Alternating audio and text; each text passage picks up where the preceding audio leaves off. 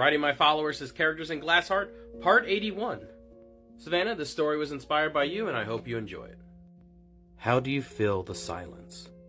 When you first moved to Second Sister, it was like stepping into another world. The streets were clean and orderly. Everything was laid out efficiently. The people, both Cthulhu and human, walked with purpose, not seen in Third. Everywhere you went was accompanied by looks of disgust, a feeling like you didn't belong. Your family moved here for a better life, but it was hard to see it. You got a job as a runner for the Gohedron. At least on the back of a canard, you can move fast enough not to notice anyone's reactions. You grew an appreciation for the city's layout, plenty of straightaways to cut loose and see how fast your bird can take you. Everyone in the runners say not to get attached to any of the air crew, but you've never been one to listen to others anyways. He was sweet and a bit of a dork, but you gave him a chance all the same. For the first time, you feel as if you belong in Second Sister. Finally, a group of friends and a wonderful man, you couldn't be happier. It wasn't until his first trip out into the desert that the realization of what the other runners were saying. Pirates, sandstorms, and who knows what is out there. Not to mention, if something happened to the ship, humans are low priority to save.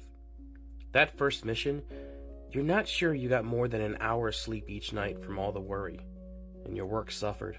When the ship finally returned, it was like a cool splash of water. A weight had been lifted when you saw him, like every wrong in the world had been righted itself out in that moment. For the first time in a long while, you had a peaceful night's rest. It was short-lived, though.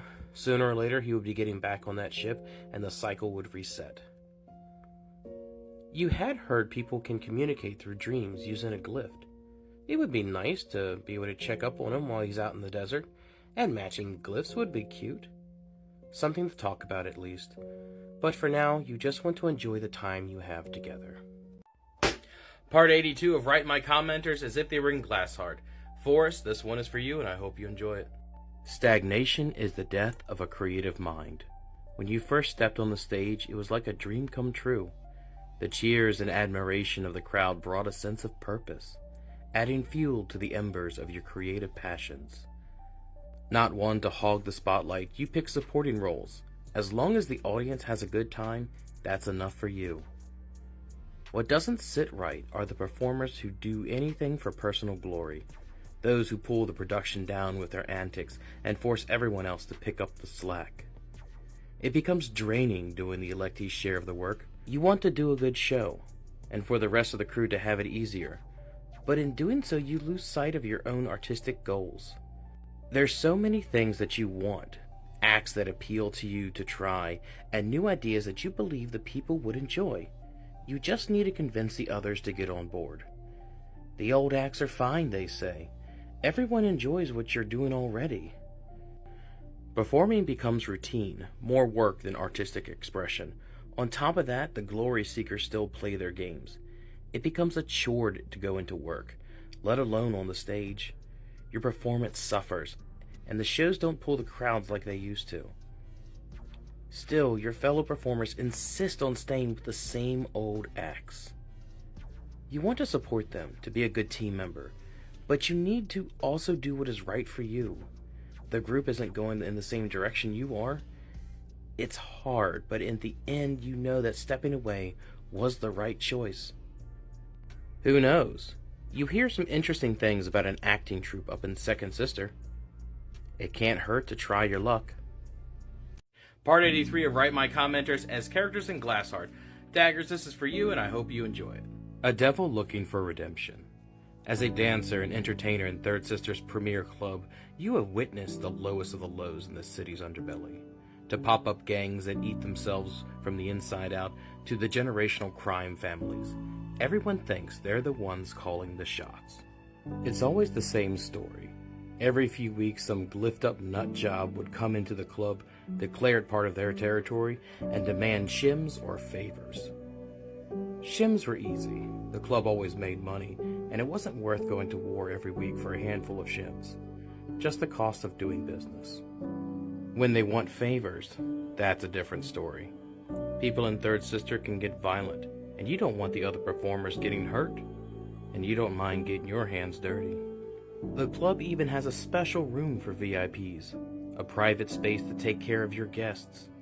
You love putting on a show, to have their eyes on you and you alone. They get so enraptured by your performance, no one ever sees the knife. Dead glass has two important properties.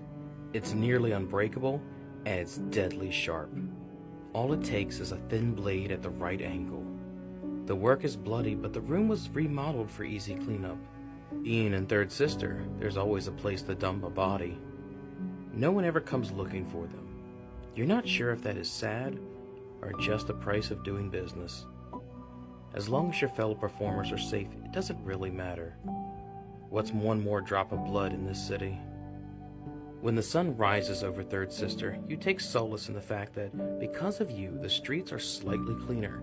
Your family is a bit safer. It's not much, but everyone needs something to help them get through the day. And the show must go on. I hope you've enjoyed this story, and if you'd like me to write one about you, please let me know down in the comments below. I enjoy each and every one of them, and I'll see you all in the next one. Part 84 of Write My Commenters as if they were in Glassheart. B, this one's for you, and I hope you enjoy it.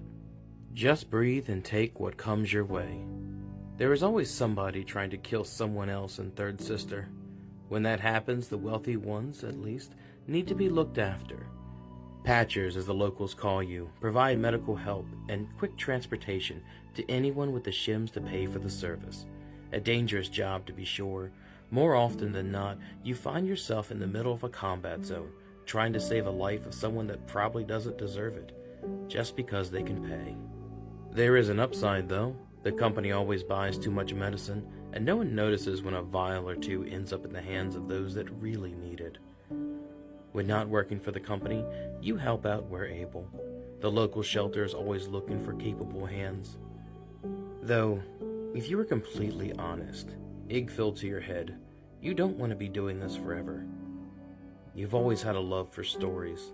On long patrols, you would look up at the night sky and wonder what kind of glyphs people from other worlds would use. Are there worlds where humans sit at the top? What sort of magic would allow someone to travel amongst the stars? You write these stories down. Strangely enough, there's a hob in the grove that will sell paper cheaply and also loves a good story.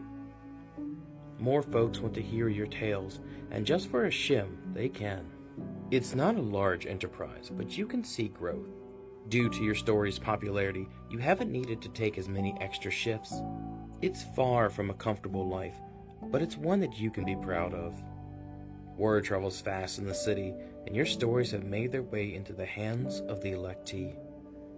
They are impressed that one of your predicament could have come up with such fanciful tales, and want you to join them up in First Sister to entertain them with more human stories. Your first instinct is to say no. The electees see other residents as playthings to toss aside the moment they become boring. It would be nice to live a life of luxury, even if for a little bit. But if there's one thing you will never sell, it's your integrity.